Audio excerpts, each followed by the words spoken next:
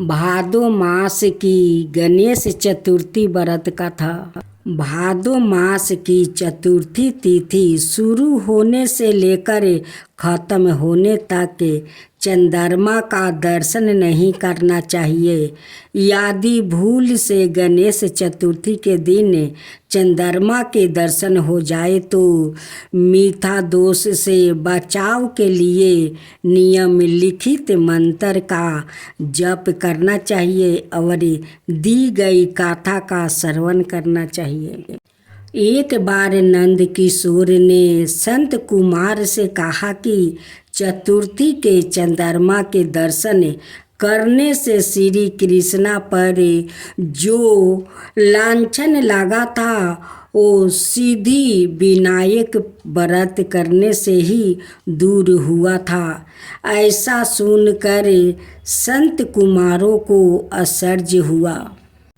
उन्होंने पूर्ण बर्मा श्री कृष्णा को कलंक लगने की कथा पूछी तो नंद किशोर ने बताया, एक बार जरासंध के भय से श्री कृष्णा समुद्र के मध्यम नगरी बसाकर रहने लगे। इसी नगरी का नाम आजकल द्वारिकापुरी है।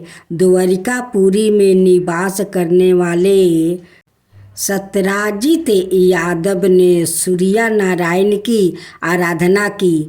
तब भगवान सूर्य ने उसे नित 8 भार सोना देने वाली स्वयं नतक नाम की मणि अपने गले से उतार कर दे दिया।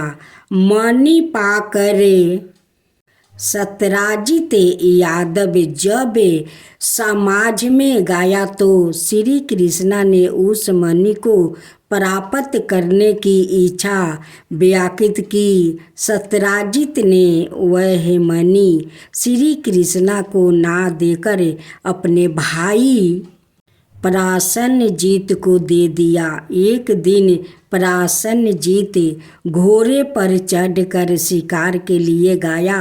वहाँ एक शेर ने उसे मार डाला और मणि ले लिया।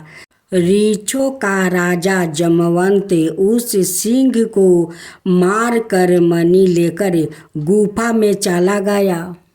जब प्रसेनजीत कई दिनों तक शिकार से ना लौटा तो सत्यराजित को बड़ा दुख हुआ। उसने सोचा श्री कृष्णा ने ही मणि प्राप्त करने के लिए उसका वध कर दिया होगा। अत बिना किसी प्रकार की जानकारी जुटाए उसने प्रचार कर दिया। श्री कृष्णा ने प्रसेनजीत को मार कर समनतक मणि छीन लिया। इस लोक के निंदा के निवारण के लिए श्री कृष्णा बहुत से लोगों के साथ प्रसेनजीत को ढूंढने वन में गया।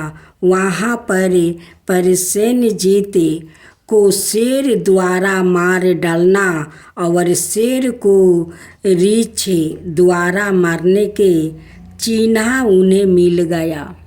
रीछ के पैरों की खोज करते करते वो जमवंत की गुफा पर पहुँचे और गुफा के भीतर चले गए। वहाँ उन्होंने देखा कि जमवंत की पुत्री उस मणि से खेल रही है। श्री कृष्णा को देखते ही जमवंत युद्ध के लिए तैयार हो गया। युद्ध छिड़ गया। गुफा के बाहर श्री कृष्णा के साथियों ने उनकी 7 दिन तक प्रतीक्षा की। फिर वो लोग उनके वध को जानकर पश्चाताप करते हुए द्वारिकापुरी लौट गए। इधर 21 दिन तक लगातार युद्ध करने पर भी जमवंत श्री कृष्णा को पराजित ना कर सका। तब उसने सोचा कि कहीं यह वो अवतार तो नहीं जिसके लिए मुझे रामचंद्र जी का वरदान मिला था। यह पुष्टि होने पर उसने अपनी कन्या का विवाह श्री कृष्णा के साथ कर दिया और मणि दहेज में दे दिया। श्री कृष्णा जब मणि लेकर वापस आए तो सत्यराजित अपने किए पर बहुत लज्जित हुआ। इस लज्जित से मुक्त होने के लिए उसने भी अपनी पुत्री का विवाह श्री कृष्णा के साथ करवा दिया। कुछ समय के बाद श्री कृष्णा किसी काम से इंद्रप्रस्थ चले गए। तब अक्रूर और ऋतु वर्मा की राय से सत्यधनवा यादव ने सत्यराजित को मारकर मणि अपने कब्जे में ले लिया। सत्यराजित की मौत का समाचार जब श्री कृष्णा को मिला तो वो तत्काल द्वारिका पहुँचे। वो सत्यधनवा को मारकर मणि छीनने को तैयार हो गया। इस कार्य में सहायता के लिए बलराम भी तैयार थे। यह जानकर सत्यधनवा ने मणि अक्रूर को दे दिया और सवाए भाग निकला। श्री कृष्णा ने उसका पीछा करके उसे मार तो डाला पर मणि उन्हें नहीं मिल पाई। बलराम जी भी वहाँ पहुँचे। श्री कृष्णा ने उन्हें बताया कि मणि इसके पास नहीं है। बलराम जी को विश्वास ना हुआ। वो अप्रसन्न होकर विदुबर चले गए। श्री कृष्णा के द्वारिका लौटने पर लोगों ने उनका भारी अपमान किया। तत्काल यह समाचार फैल गया कि स्वयं तनक मणि के लोभ में श्री कृष्णा ने अपने भाई को भी त्याग दिया।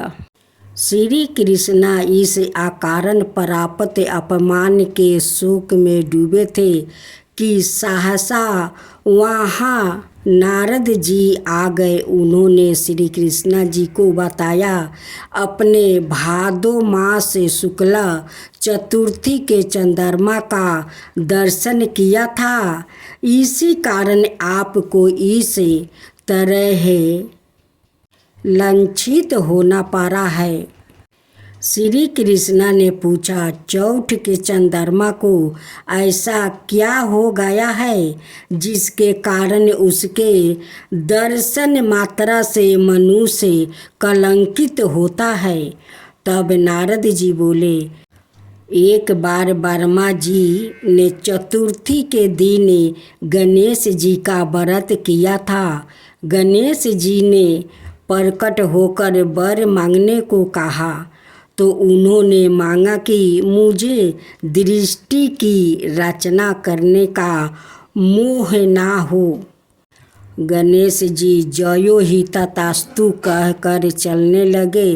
उनके विचित्र व्यक्तित्व को देखकर चंद्रमा ने उपवास किया। इस पर गणेश जी ने रूठ होकर चंद्रमा को श्राप दिया कि आज से कोई तुम्हारा मुख नहीं देखना चाहेंगे।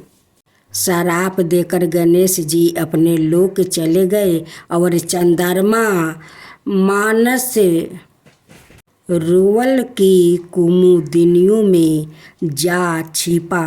चंद्रमा के बिना प्राणियों को बड़ा कष्ट हुआ। उसके कष्ट को देखकर वर्मा जी की आज्ञा से सारे देवताओं के व्रत से प्रसन्न होकर गणेश जी ने वरदान दिया कि अब चंद्रमा श्राप से मुक्त तो हो जाएगा, पर भादो मास से शुक्ला पक्ष चतुर्थी को जो भी चंद्रमा के दर्शन करेगा उसे चोरी आदि का झूठा लांछन जरूर लगेगा। किंतु जो मनुष्य प्रत्येक तिथि को दर्शन करता रहेगा वो इस लांछन से बच जाएगा। इस चतुर्थी को सीधी विनायक व्रत करने से सारे दोष छूट जाएगा। यह सुनकर देवता अपने अपने स्थान को चले गए। इस प्रकार भादो मास शुक्ला चतुर्थी को चंद्रमा का दर्शन करने से आपको यह कलंक लगेगा। तब श्री कृष्णा ने कलंक से मुक्त होने के लिए यही व्रत किया था। कुरुक्षेत्र के युद्ध में युधिष्ठिर ने भगवान श्री कृष्ण से पूछा, भगवान, मनुष्य की मनोकामना सिद्धि का कौन सा उपाय है?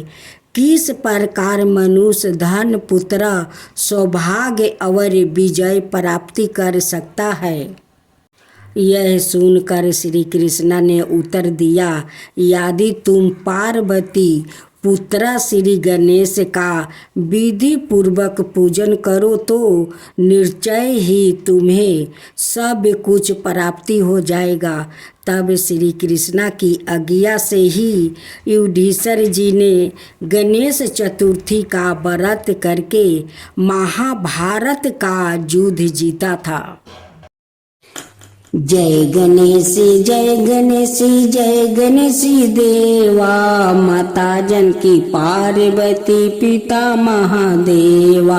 जय गणेश जय गणेश जय गणेश देवा, एक दांत दयावंत चार भुजी धारी, मस्तक सिंदूर सोहे मूस की सवारी। जय गणेश जय गणेश जय गणेश देवा, माता जानकी पार्वती पिता महादेवा। अंधन को आँख देते, कोढ़ियन को काया, बाजिन को पुत्र देते, निर्धन को माया। जय गणेश जय गणेश जय गणेश देवा, माता जानकी पार्वती पिता महादेवा। हार चढ़े फूल चढ़े और चढ़े मेवा, लड्डुअन का भोग लगे संत करे सेवा।